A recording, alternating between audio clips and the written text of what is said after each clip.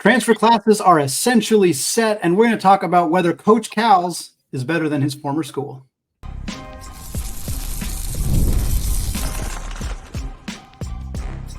You are Locked On College Basketball, part of the Locked On Podcast Network. Your team every day. What's up, folks? Happy Monday, happy mid-July, and welcome into the Locked On College Basketball Podcast, a daily national college hoop show for the Locked On Podcast Network, your team every day.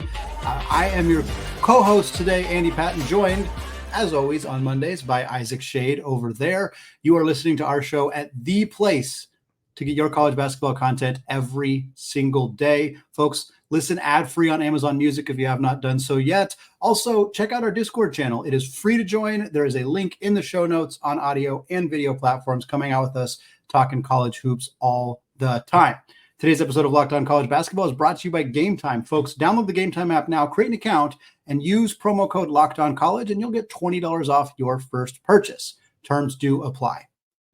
All right, Isaac, here's the roadmap for the show today. We are talking our favorite, most intriguing, interesting, compelling, etc., whatever word you want to do, transfer portal classes for each of the 5 major conferences, as well as one mid-major transfer portal class as well. We're not necessarily talking best transfer portal class, although we will have conversations about kind of where these specific classes kind of rank amongst their peers in the conference. But want to just allude to, we're talking about really fun, exciting, intriguing, interesting, whatever transfer portal classes for each of these programs. We also are going to do a little bit of a Trivia Monday. We normally do Trivia Tuesdays, but we're going to do a Trivia Monday today. Isaac and I both already learned the answer to this question, so we're going to ask you folks. There were 2 Power 5 programs so far, I should say, in college basketball that have not added a single player in the transfer portal. We'll get to the answer to that question of which 2 programs that is at the very end of the show. Think about it. We'll get you that answer in about 30 minutes or so. But Isaac, why don't you kick us off here in the SEC, talking about your favorite transfer portal class and why? Andy, this was fun because to me it came down to, I've got a couple other hat tips, but it came down to Kentucky or Arkansas. John Calipari's former school and his new and current school. Hey, we got SEC Media Days going on, I think, right now for football. I know a lot of our buddies who host Locked On SEC shows are there, so hope that's going well for all you SEC friends out there. But Andy, it came down to me, and I chose Arkansas. It's a 5-person class. We got Jonas Adu coming from Tennessee, John L. Davis from FAU, and then 3 Wildcats coming with Coach Cal's Zvonimir Ivisic, Adu Thiero, which we didn't think was going to happen, and then woof, it did, and DJ Wagner as well. Interestingly, Andy, I think the crown jewel of this class is John L. Davis, which is funny because he's the one of these 5 that is coming up to the Power 5 level instead of sliding over from another Power 5. Although with what FAU has done the past 2 years, the level at which we've seen him and FAU play, this is no big leap for John L. Davis. And so, Andy, a lot of times when I think about like fantasy football, for example, I love playing fantasy football. If I'm trading, I'm always looking for not quantity, I'm looking for quality. Right. I want to I don't care if it's like I'm only getting 1 player and I'm giving you 3. If I have the single best player, that's what I'm looking for. And dude, I think John L. Davis is an absolute dude. So with this class, I think Davis's production is going to translate really well. The kind of knock on Adu at Tennessee, especially down the stretch, was a lot of Vols fans were frustrated because he wouldn't be tough enough and things like that. But, man, I think he's going to have everything he needs. Also, he's got Ivisic there with him in the front court. I think Ivisic should probably take a pretty big leap. Let's remember, he was ineligible for last year and so didn't really get a full, good, true, honest-to-goodness offseason or most of the regular season. So I think that'll allow him to take a big leap this year. The same is true for DJ Wagner. I think last year, he in the shadow of Rob Dillingham, in the shadow of Reed Shepherd, who is going off in Summer League, by the way. I think DJ Wagner should do better this year, but we'll see because obviously Arkansas is bringing in several of those stud freshmen that were committed to Kentucky. And then Thiero, Andy, for me, is the breakout candidate. He's an uber athlete coming into his junior year. I just think there's a lot of stuff that he does well. So give me Arkansas. And Andy, before you respond, some quick hat tips. I looked at Kentucky, as I said, also Alabama, Mizzou, and Tennessee. They were all kind of in the running for me as well. Andy, what do you think about Arkansas as my take on the SEC's best transfer class? Yeah, I think I would pick Arkansas as certainly at least the most compelling, the most intriguing. I think for Kentucky, like the big question I have with Kentucky is how are all the pieces going to fit together? But a lot of the players are guys that, we kind of know what you're getting. Lamont Butler's a veteran guy. Kirk Reese is a veteran guy. Kobe Brea, what his role is going to look like. Like there's a lot of fun and excitement about how it's all going to play out at Kentucky. But for Arkansas, like there are so many variables. And I'm just really intrigued by, like you said, what does it look like for Big Z to get an entire full off season and not have to go through what he went through last year? What is, how does Adu translate into Calipari's system? Can DJ Wagner take a leap? Like there are so many, John L. Davis. I mean, like every player really has fun kind of questions around how it's going to work. And so I'm far more interested in what that's going to work, how that's going to work at Arkansas. And that's not to say that the class is like significantly better necessarily. I don't know. I think I like your assessment of like, I want the best players, and John L. Davis is, I think, the best player in this group. And so I'm with you on that sentiment as well. But for me, it's like, I'm really intrigued how this is all going to work for Coach John Calipari. All right, so Andy, let's switch from the ACC or from the SEC, kind of stay in that part of the country, at least previously. I guess now we're expanding. And why don't you give us your pick for the ACC's best transfer class? Yeah, I went with Virginia. I went with Virginia here, and I'm really compelled by this class because one of the things that I really like that Tony Bennett did is it's a 5-person class, and he brought in mostly players who have multiple years of eligibility remaining. And whether that works, obviously players at this point can transfer fairly freely from year over year. So there's no guarantee that Tony Bennett is going to retain all of this talent for multiple seasons. But if he does, this could really work out well for them. Yeah. The one player who's coming in who's one and done, who's got 1 year, is Jalen Warley, coming over from Florida State.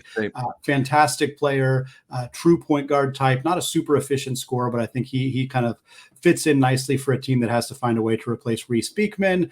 And then you get some younger, exciting upside guys. You get TJ Power coming over from Duke. That's right. Really high-profile freshman. Obviously didn't play very much for the Blue Devils last year and wasn't going to play very much next year because of some guy named Cooper Flagg. So for him, he hits the portal. Virginia, I think, can try to develop him.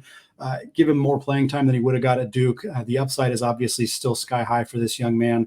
Day-Day Ames comes over from Kansas State, also got 3 years of eligibility remaining, averaged about 5 points a game last year.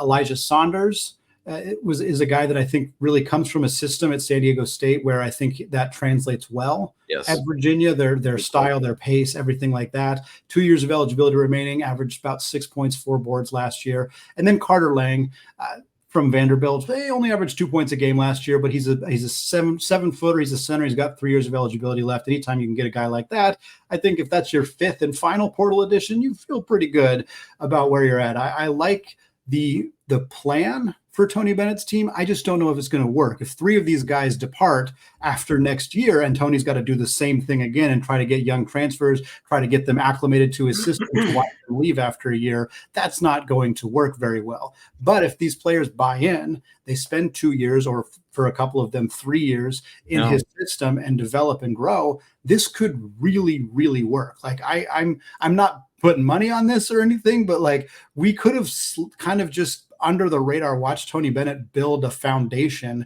that could put them back at the very top of the ACC in a couple of years if he can keep everything together. That's the question mark here. That is a great question mark. And I'm with you. I love your take on Elijah Saunders. Like I have seen so many parallels in the Aztec program to this UVA program and how those two coaches do things. Dude, I think TJ Power is going to be a dude. And I love this fit in the Virginia system. I think he's going to be able to shoot and play, get a lot more time than he did or would have gotten this year at Duke as well. Warley should just be a good athlete that slots right in, Andy. So I love this take. Because you look at what Duke needed, and they got some solid pieces, but I don't think their transfer class, and that's where we're specifying, is a headliner. They're supporting transfer class. So I think for what John Shire needed at Duke, I think they fit some pieces really nicely, but just the transfer class itself, Virginia stands out. North Carolina's, for example, I love what they did with Cade Tyson. You talked about him last week, but it's just him and Van Allen Lubin. I don't think that's enough to trump this Virginia class, Andy. So I think this is a great call from you. Yeah. Well, folks, we've gone SEC next. The best basketball conference in the nation brought in its fair share of transfers. Which team rose to the top? We're going to answer that one in just a second. Right after I tell you about eBay Motors, passion, drive, and patience. The formula for winning championships is also what keeps your ride or die alive. eBay Motors has everything you need to maintain your vehicle and level it up to peak performance. From superchargers to roof racks, from exhaust kits to LED headlights, and more. Whether you're into speed or power or style, eBay Motors has got you covered. With over 122 million parts for your number one ride or die, you'll always find exactly what you're looking for. And with eBay Guaranteed Fit, your part is guaranteed to fit your ride every single time, or you get your money back. Why? Because with eBay Motors, you're burning rubber, not cash. So with all the parts you need at the prices you want, it's easy to make your car the MVP and bring home huge wins. So keep your ride or die alive at ebaymotors.com. Eligible items only. Exclusions apply. eBay Guaranteed Fit only available to U.S. customers. Hey, folks, want to remind you, too, as we're talking about all these conference schools, there's a whole bunch of great shows on our network. And so you can check any of these out. If you're listening for your team today, it's like, man, I want to hear more what John Neighbors has to say on Locked On Arkansas or any of those, man. Lance Daw on Locked On Kentucky, man. Make sure to go check those out. Definitely not Locked On Tar Heels, though. That guy's an idiot. Andy, let's go to the big sorry, I'm not besmirching anyone. It's me. I host Locked On Tar Heels. That's the only reason. Andy, let's go to the Big 12. My pick for the transfer class in the Big 12 is Kansas, the Jayhawks. It's another 5-person class. Rylan Griffin from Alabama, Zeke Mayo from South Dakota State, AJ Storr from Wisconsin, Shaquille Moore from Mississippi State, and Noah Shelby from Rice. Andy, I struggled with this one because the Big 12 is such a good conference and had so many classes that brought in quite a few. You and I were texting, and it's like, man, we've just talked pretty recently about both Baylor and Kansas State. Could have gone with those classes. With Baylor, it's a small class, just 3. We talked about it last Monday. But even just that combo of Norchad Omier and Jeremy Roach, man, that could have jumped up. Kansas State, and I know my take when we talked about Kansas State was, is it too much? Like, is that front court too loaded? But just looking at the class itself is so good. Achor, Coleman Hawkins, Doug McDaniel, Ugana. I mean, they've just got dudes there for Jerome Tang. And Andy, one that was really tantalizing that you and I talked about is Texas Tech. You talked about JT Toppin on last Friday's show. We're really interested to see what he does, but Elijah Hawkins from Minnesota is very good. Fed, I love him coming over from Pitt. We'll add stuff. So those are my 3 hat tips, but I got to go with this Kansas class. And Andy, what was the big issue for the Jayhawks all of last year that we talked about over and over again? The lack of depth at the shooting guard position. Bingo. You bring in Rylan Griffin, who's got this great positional size, great shooting. Zeke Mayo is coming from South Dakota State. He's an absolute dude who can fill it up as well. AJ Storr coming off his 1 year at Wisconsin, had been at St. John's before. He's got 2 years left. Isn't quite the shooter that those guys are, but man, I love what Coach Self is bringing in. Let's keep in mind, Kansas gets back, as we talked about pretty recently, several guys, obviously they lose Johnny Furphy. They lose, who am I forgetting? McCullough. Thank you, Kevin McCullough. And so obviously they lose some big pieces, but I love what they're bringing in with this, the positional size, the shooting to make up for all that. Andy, I think it should be a much better year in Lawrence, Kansas, and I think in large part due to this transfer class. What do you think? Yeah, I'm with you. And they obviously also found out that Elmarco Jackson, unfortunately, not going to be able to play next That's season with right. an injury. That was kind of like the same day that they landed Shaquille Moore. So I kind of forgot that Shaquille Moore was coming to that team. I was like, oh, that's right. He's kind of the Elmarco replacement. But this team is going to be deeper, even without Elmarco Jackson. They're going to be a better shooting team. They have, we've talked about this before when I spoke with Evan Miyakawa a few weeks ago too, discussing like the best way to build rosters. And you want that combination of returning vets and new guys coming in. And this Kansas team really has it all with Dickinson and Adams and Dwan Harris all coming back, as well as some kind of rising guys who are going to take on bigger roles. And then these additions in the portal. I really like what Kansas is going to do. I'm very interested in how this class shakes out. I'm interested in how the starting lineup comes together. Yeah. I think Store's pretty much locked in as at the 3, and those returners, Dickinson and Adams, are in the front court. Harris is at point guard. Who's going to start at 2? Is it going to be Griffin? Is it going to be Mayo? Is it going to be Shaquille Moore? Like, what? How do they kind of position that? Would it have been Elmarco Jackson? I'm very intrigued by what they are going to do there and kind of how that's going to shake out from a playing time perspective. But this roster is really good, and I think that Kansas is going to be. There's a really good chance they're right back on top in the Big 12 after a down year last year. Yeah, Andy, and I like that because there's going to be some competition for that shooting guard spot, and hopefully the cream will rise to the top. So let's move from the Big 12 to the Big East, Andy, and this one was your pick. Who'd you go with? Yeah, I went with Seton Hall, and I want to be clear that I think that St. John's was a better transfer portal class, and in part because they took Seton Hall's best player in Kadari Richmond. St. John's also lands Devin Smith from Utah. They land Arrington Page from USC. This is a really good transfer portal class for Rick Pitino and the Johnnies. But I wanted to highlight Seton Hall. And so I wanted to make sure I said that before highlighting Seton Hall. So before, like, how on earth could Seton Hall, losing their best player to a team in the conference, have them be in this conversation? But similarly to Virginia, Shaheen Holloway and the Pirates brought in a handful of players who were freshmen last year, who were sophomores last year, who have multiple years of eligibility. And we know that Seton Hall has struggled to keep talent. They lost, I think, 8 or 9 players from last year's team that was very good, that almost made the NCAA tournament. A bunch of players left in the transfer portal. It sounds like NIL is something they're still kind of working on getting together for Seton Hall. But Shaheen has continued to succeed without as many resources as a lot of the coaches around him. And this class that they brought in really feels like a lot of guys who are going to buy into his system, who might be here for multiple years. We'll see if that comes together. And who are guys who were maybe didn't quite perform as expected at their previous stop. So you're probably not going to get every one of these players to pop and hit their ceiling in year one. Obviously, if that happens, A, the Seton Hall is going to the NCAA tournament, and B, Shaheen Holloway is getting a bigger job the following year if he ends up wanting it, because that would be tremendous. But the talent here is very intriguing and exciting. You add Scotty Middleton from Ohio State, who 4.5 points per game last year as a freshman, wasn't going to see a lot of playing time for a new coach, and Jake Diebler comes to Seton Hall. He's going to have a bigger role next year. You get Garway Duel from Providence, guy who a lot of people thought was going to be a one and done. He doesn't perform all that well for the Friars, about 3 points, 2 assists per game.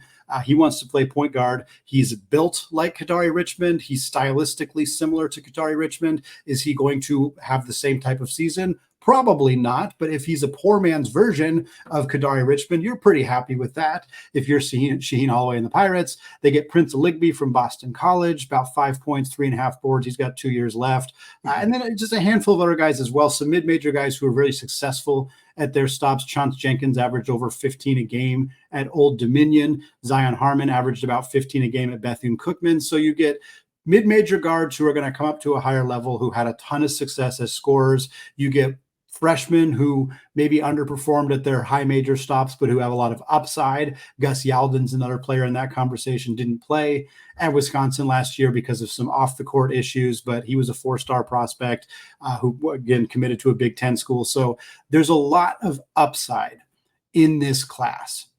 Multiple players in this class maybe don't pan out, but even if 3 or 4 of them do, that is a really, really successful group for Shaheen Holloway. Again, I'm not holding this up to St. John's class. I'm not even sure if I hold it up to Creighton, bringing in Pop Isaacs from Texas Tech and Jemiah Neal from Arizona State. Those are 2 really talented players coming to Greg McDermott's team. But this is more of a quantity over quality, but I think there's a couple pieces here that could really pop and make Shaheen and that Seton Hall team look really good next year. Oh man, that's fun, Andy. I'm excited to see how this goes. Another Big East folks, do not sleep on this conference. It's loaded. Well, Isaac, we're going to talk the Big Ten. They're welcoming in 4 new schools and a couple brand new coaches. We're going to talk about who has landed the best transfer portal class in that conference coming up in just a second.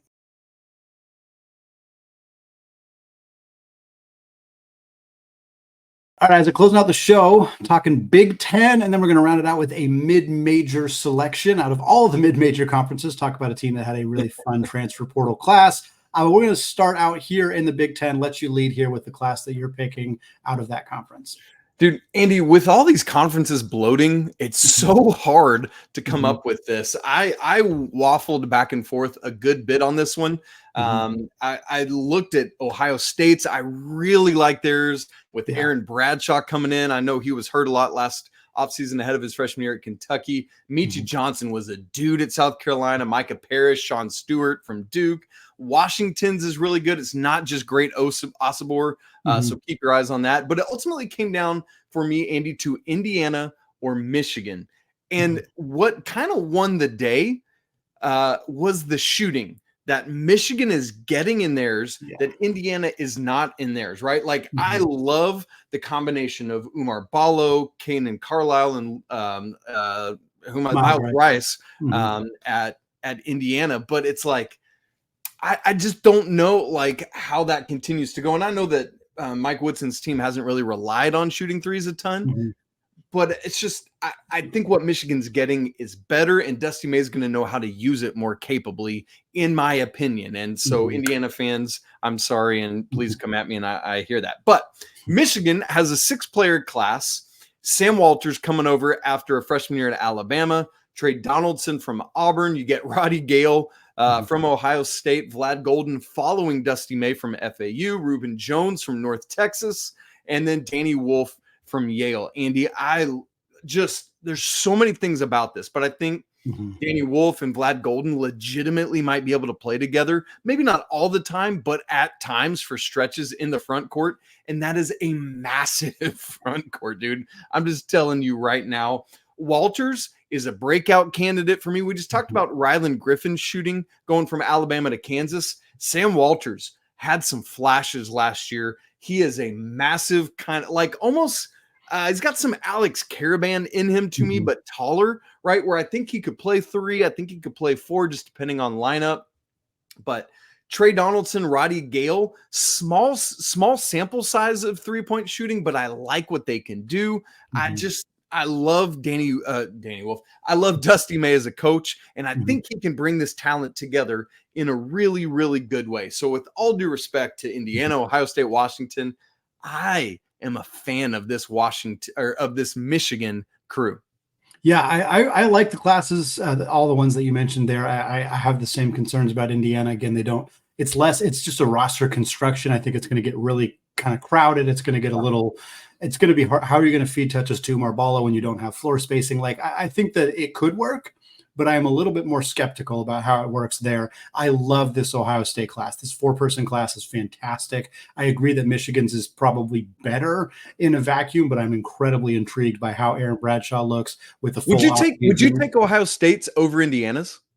Talent-wise, no, I don't think so. Upside-wise, yes, but that's in part because like Ballo's in his final year. You know what you're getting with him. Like, I think the upside for Indiana's not as much there. Ohio State's has really, I mean, Stewart and Bradshaw alone is just a huge amount of upside for Ohio State. The floor is a lot lower, but I really like that class just because I think there's a lot of intrigue there. And I think it'll, without knowing as ton about Diebler's specific like sets and what he's going to do, it's a little harder to predict, but I think it could really work there. Great point. But Michigan's going to be fun. I mean, you're right. Danny Wolf and Vlad Golden, if they play that lineup, is massive. I mean, that's going to be really, really interesting to see how that could shake out. If they don't play that lineup, they have 2 really good front court players that they can play interchangeably. We're very confident Golden's going to translate at the next level. I have very, very little doubt about that. Same with Danny Wolf, frankly. And then the other guys coming over, your SEC guys in Donaldson and Walters, I'm with you 100%. I think Walters is a really intriguing potential breakout candidate. Donaldson and Gale are guys who can space the floor for this team. I'm very interested in what's going to happen with this program, and partly because of the transfer portal class, and partly just I want to see what Dusty May can do in the Big Ten. I'm really interested in seeing how that's going to shake out for him. All right, Andy, I was talking about how hard it is to pick out of these major conferences, but then your assignment here at the end was everybody else. So really, you had the toughest assignment of all. Who did you go with, and how did you narrow down this mid-major selection? Yeah, I had like 4 or 5 programs that I was really considering talking about here, and I'll just kind of name the other ones before I get into the one that I picked. I considered McNeese and Grand Canyon, who I think are widely considered to have had the best transfer portal classes among, non-power conference teams. Grand Canyon brings in Jacoby Goals from TCU. They bring in a handful of other really good players. Dennis Evans from Louisville, somebody I'm intrigued by with his upside. McNeese brought in a bunch of high major guys. Will Wade is doing a lot of great stuff with that program, and it's hard not to have them in this conversation. St. Louis, they bring in Josh Schertz as the head coach. Robbie Avila follows him over there. I'm intrigued by what that's going to mean for the Billikens. That's another best player situation, right? Yeah, exactly. Yeah, I mean they got some other good players too, but that's absolutely they got the cream of the crop here in that mid-major transfer additions. James Madison, I thought had a really nice offseason considering how much talent they lost. LMU in the WCC, I'm intrigued by their class. They get Javon Porter, who's all WCC caliber guy. They get Jan Vide from UCLA, who I think could be the next Adama Alpha Ball type, Brandon Pajemski type transfer down who dominates at the WCC level. But the team that I went with is not any of those. I went with the Temple Owls, which seems a bit interesting, and I picked them for one specific player. I like the whole class, but I'm really, really interested in Jamal Mashburn Jr., a guy who was a very early entrant into the transfer portal. He started his career at Minnesota. He followed Richard Pitino to New Mexico, spent the last 3 years at New Mexico. Last year's numbers were good, but they weren't great. 14 points, 2 boards, 1.5 assists. He only shot 32% from 3, but he was dealing with injuries last year. The year prior to that, Mashburn averaged 19 points and shot 38% from 3. He was genuinely one of the most prolific scorers in all of college basketball as a junior. I pegged him as a potential All-American candidate coming into his senior year. That did not happen because of the injuries and everything. Even though New Mexico was good last year, Mashburn didn't really live up to those expectations. But a fully healthy Mashburn in a new situation, getting the ball in his hands a bunch at Temple, I think that there's a real chance that he bounces back and has a monster season for the Owls. The rest of the class has some solid additions as well. Lynn Greer comes over from St. Joe's, guy who averaged 11 points, 4 boards, 3.5 assists last year. He's going to kind of be the point guard facilitator for Mashburn. They get a couple other guys who I'm intrigued by as well. Jameel Brown coming from Penn State, a guy who didn't play a ton last year, but was quality. He's got a couple years of eligibility remaining left. Elijah Gray from Fordham averaged 8.5 points a game. There's some intrigue in the rest of this class. Temple's not in the John Chaney era anymore. We're not going to pretend that they're certainly on that level. But shout out to John Chaney, man. Yeah. What a guy. This is a team that I think can really compete, and I'm really fascinated by how Jamal Mashburn Jr. is going to look for this Temple program next year. Man, Andy, should be fun. I love that you pulled Temple for this thing, dude. Yeah, why not, right? Yeah, that's great. Okay, Andy, before we get out of here, you had given us a Trivia Monday question right off the top. I love this. There are just 2 Power 5 schools that took 0 transfers, at least as of when we air this show on Monday, July 15th. I'm going to give you just a second to think about that, folks, while I plug something we're going to do in a couple weeks. Coming up, the week that ends July and begins August, we're going to be taking a look at coming back around to the transfer conversation. Each day that week, we're going to be taking one of the Power 5 conferences and looking at the best transfers individually, not classes like we've done today, in each conference. And then that next Monday after that, we'll do a best of the rest. So that's going to be a super fun conversation that Andy and I are looking forward to and getting geared up for. All right, that's plenty of time to think through. Here's the answers. If you've been paying attention in the transfer portal era, you probably would have guessed Marquette as one of these 2 answers, and you would have been right on that one. And then the other one is a school that had a bunch of freshmen coming in. and just didn't really have room for any transfers, that is the Purdue Boilermakers. So those are the two teams in the Power 5 conferences that did not have any incoming transfers. Congrats to all of you who got that right. May the spirit of Zach Edey live on in your hearts. Andy, what a great show to kick off the week on Monday. Folks, if you're not subscribed to the show, do so on video and audio. Very easy to do. Helps you make sure you don't miss a single episode of Locked On College Basketball. If you haven't joined our Locked On College Basketball Discord, as Andy talked about earlier, it's simple, super easy to do. The link's in the show notes, and it's free to join, man. We'd love to have you. Once again, if you haven't checked out all the other great shows of the programs that we talked about today on the Locked On Network, man, you're missing out, and it's a great opportunity to do so, where you can get your team every day. That's the Locked On Podcast Network coming at you. All right, folks, as always, apologies to the lawyer family. Let's go all the various Wildcats we talked about today, and until tomorrow's show, peace.